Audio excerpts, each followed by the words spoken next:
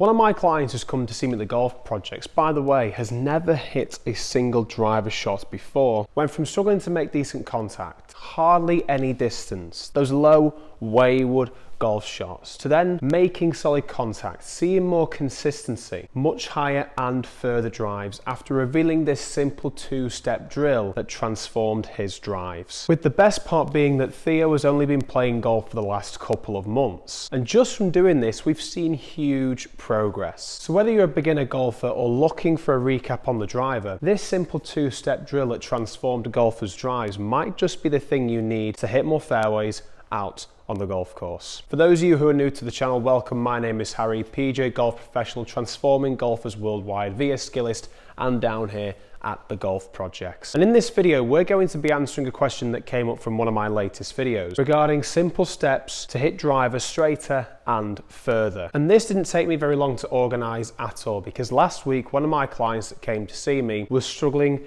with this issue. He's a beginner golfer who's found great success so far with his irons, but has never picked up a driver before until last week. We had a quick check over his swing, identifying some of the things that were working really well from what we worked on last session, but then some things that we needed to adjust to be able to start seeing the same results as soon as we began hitting some driver shots. And obviously it surprised me that he's never hit driver before, because all he's heard is that it's the hardest club to hit in the bag. Until I showed him this simple two-step drill that gave him the confidence needed to hit the ball straighter and further and utilize this to its advantage out on the golf course. So the last couple of lessons, we prioritized getting the lower body to begin the downswing, focusing all our efforts on how we start that swing sequence, allowing that lower body to start first, then seeing the hips, core, chest, then arms, then club come through to make solid contact with the golf ball. And we've seen great success with this, as well as focusing on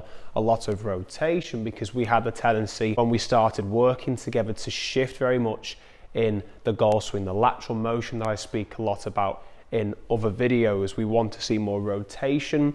So these are the two things that we've been focusing on with Theo, getting that lower body working in the correct motion to start that downswing phase, but we've also focused on getting that rotation correct in the golf swing, which is a great asset now to his game. However, during the backswing stage, we noticed that as we made the swing back, he was adding a little bit too much pressure on his toes by over flexing his lead knee like this here and straightening up this right knee as well, and in reaction causing the spine angle to lower too much to the ground like this. So we were causing that imbalance issues just because we were lowering that spine angle, and because we were lowering that spine angle, we were noticing too much flexion in the lead knee and extension in the trail knee, which was causing us to lose balance. And then from this position here, we get to the top of a swing trying to do this action, causing the hands to go too low, and then we're having to jump up and out the way, hoping to make solid contact with the golf ball. So before we even looked into the driver swing, we wanted to focus on staying a little bit more taller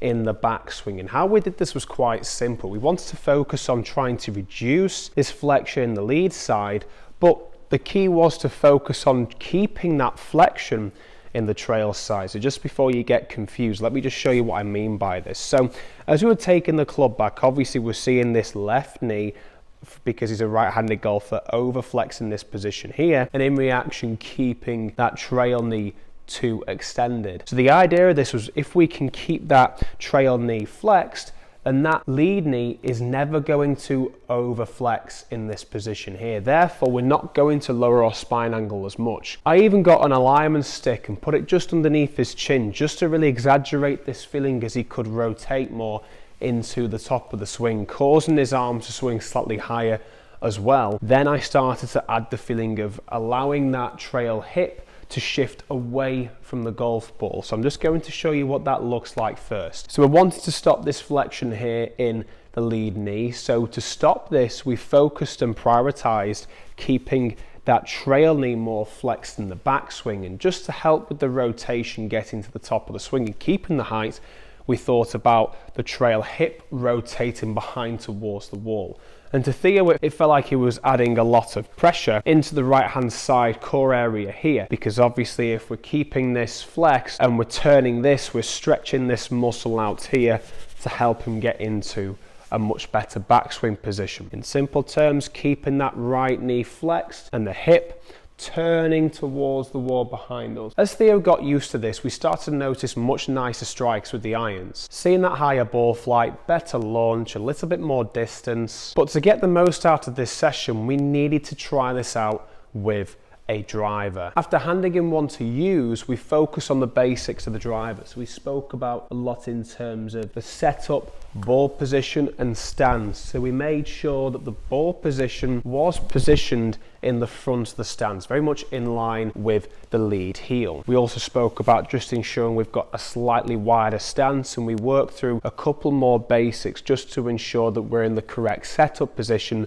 to hit driver. And this felt very strange for Theo to start off with. So we got him doing a couple of practice swings, just focusing on this turn into the top of the swing here, trying to keep that trail knee flexed as we're turning the trail hip away, getting that twisting motion into the backswing, keeping that height. And we saw a mixed bag of shots. We saw some that were great. Some shots went as far as he's ever hit them, just because he's never used driver before. Some were top, some were going a little bit too far low and left, some were high and right. So I had a look at the swing again, just to see if we could add anything else to get even better results than we already were getting. And we did one final change. And this final change was incredible. All I did was grab Theo's club as he was making his swing all the way up to the top here, and I said, come on, push those hands higher, make as big a swing as you possibly can. And this had a massive effect on his consistency and distance. We were noticing shots, rather than going 50-60 yards, all the way to one that traveled as much as 150 yards. That's a 90-yard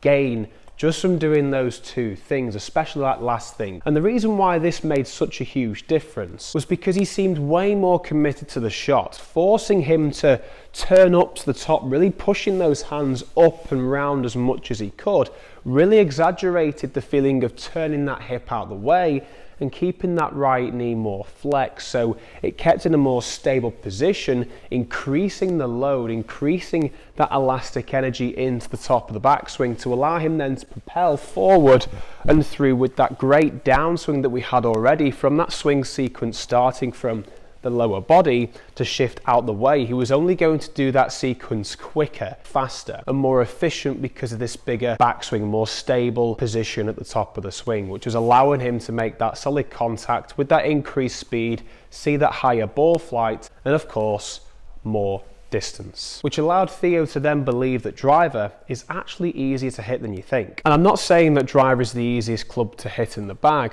but if you give these two things a try, you might just see results just like Theo.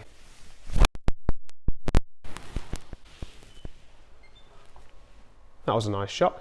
So if you're looking to match the backswing that we've been focusing on to working on that downswing to allow for better strikes, seeing even more distance, more accuracy, I could go on. You may as well check out this video over here, which will talk you through how I transformed golfer's downswing, just doing a simple 3-step drill on the downswing to stop that early extension taking place in his golf game. So go ahead, click on the video, and we'll see you over there. Thanks for watching, and we'll see you next time.